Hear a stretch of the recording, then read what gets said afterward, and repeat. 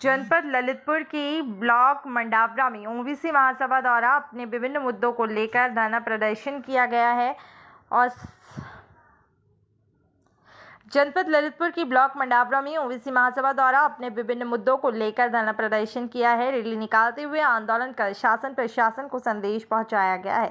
OBC महासभा की प्रमुख मांगों में मंडावरा रनगांव गिरार तिराहा स्थित जो प्रवेश द्वार है उस पर वीरांगना अवंतीबाई लोधी के नाम में सुधार और ओबीसी की जातिगत जनगणना और आरक्षण में क्रीमी लेयर शर्तों को हटाए जाने और ललितपुर जनपद का समन्वयिक विकास कराए जाने सहित प्रमुख मांगे शामिल है। आगे विज्ञापन में लिखा गया है कि समस्त लोधी समाज और ओबीसी महासभा निवेदन करती है कि तहसील मंडावरा अंतर्गत आने वाले ग्राम रनगांव की गिरार तिराहे पे क्षेत्र विकास निधि द्वारा जो प्रवेश द्वार बनाया गया है उसमें वीरांगना अवंतीबाई लोधी का नाम सही लिखा है लेकिन अधूरा नाम लिखकर अपमान किया गया है।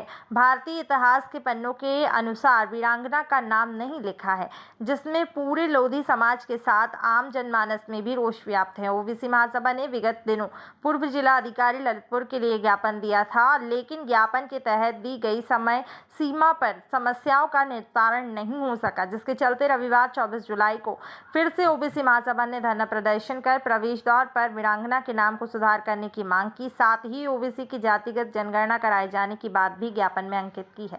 साथ 3 वर्षों से अवरुद्ध छात्रों की छात्रवृत्ति अविलंब कराने और राज्य सरकार कैबिनेट और विधानसभा सत्र बुलाकर ओबीसी जाति आधारित जनगणना कराने का प्रस्ताव पारित कर केंद्र सरकार को भेजते हुए ओबीसी महासभा की मांग से अवगत कराया गया है।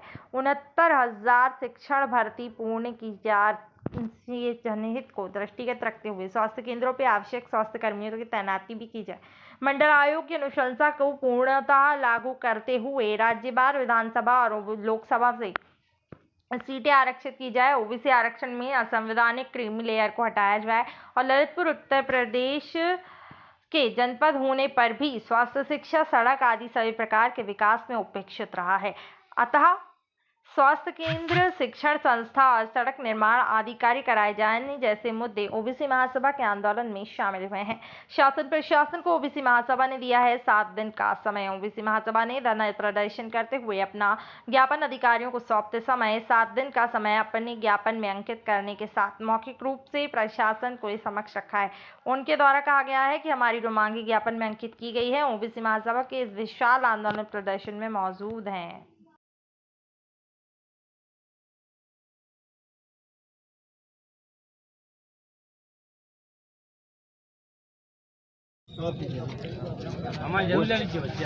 जो ओबीसी महासभा की जो रैली काढ़ी है उसका उद्देश्य क्या है? ओबीसी महासभा ने जो आज आंदोलन प्रदर्शन किया है इसका मुख्य उद्देश्य जो यहाँ ललितपुर जनपद में जो प्रवेश द्वार बनाए गए हैं ज़िले में 5, उन प्रवेश द्वारों पर महारानी अवंतीबाई जी का जो नाम है आधा अधूरा लिखा हुआ है, उस नाम को सही अंकित किया जाए और महारानी अवंतीबाई जी का उस प्रवेश द्वार पर चित्र भी लगाया जाए। इसके संबंध में ये मुख्य हमारा जो आंदोलन था। इसके साथ ही जो उत्तर प्रदेश में शिक्षक भर्ती 69,000 की जो की गई थी उसमें ओबीसी वर्ग का जो 27% आरक्षण यहाँ मिलता है उत्तर प्रदेश में, वो आरक्षण पूर्ण रूप से नहीं दिया गया। ओबीसी वर्ग को वो भी पूर्ण रूप से दिया जाए। साथ ही ओबीसी वर्ग के छात्रों की रुकी हुई छात्रवृत्ति जो है उनके खाते में डाली जाए और इसके साथ जो मंडल कमीशन की सिफारिशें हैं वो पूर्ण रूप से लागू की जाएं। साथ ही ललितपुर जनपद के जो यहाँ मंडावरा क्षेत्र है, इस क्षेत्र में जो सड़कों की जो दुर्दशा है, इस सड़कों की दुर्दशा को भी जो सड़कें ठीक की जाएं और साथ ही स्वास्थ्य जो यहाँ के स्वास्थ्य केंद्र हैं क्षेत्र में, इन स्वास्थ्य केंद्रों में स्वास्थ्य कर्मियों की जो नियुक्तियाँ हैं वो करना भी क्योंकि जनहित में है, तो ऐसा बहुत जल्द ही प्रशासन को करना चाहिए।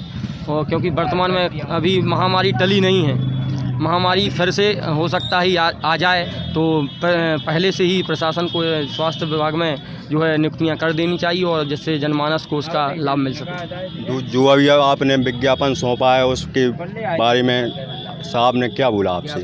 अभी हमने जो ज्ञापन दिया है, यहाँ तहसीलदार साहब तो नहीं थे, उनके प्रतिनिधि के रूप में स्टेनो थे यहाँ पर, तो हमारा उनसे कोई आश्वासन तो हमें मिला नहीं है, लेकिन हमने चेतावनी दी है कि 7 दिवस के अंदर यदि हमारी जो मांगें हैं यहाँ क्षेत्रीय मांगें हैं यदि पूर्ण नहीं होती हैं तो यहाँ उत्तर प्रदेश के अंदर यहाँ नहीं फिर ललितपुर जिला मुख्यालय पर जो है बहुत बड़ा महाआंदोलन होगा। जिस प्रकार से ओबीसी महासभा ने मध्य प्रदेश में किया है उसी प्रकार से उत्तर प्रदेश के अंदर भी अब ओबीसी महासभा आएगी। ओबीसी महासभा संगठन ये आपका पूरा प्रदेश में है मतलब या पूरे देश में चल रहा है? देखिए, ओबीसी महासभा देश के लगभग 22 राज्यों में काम कर रहा है अभी तक 22 राज्यों में इसका विस्तार हो चुका है और इसका उद्गम जो है मध्य प्रदेश माना जाता है।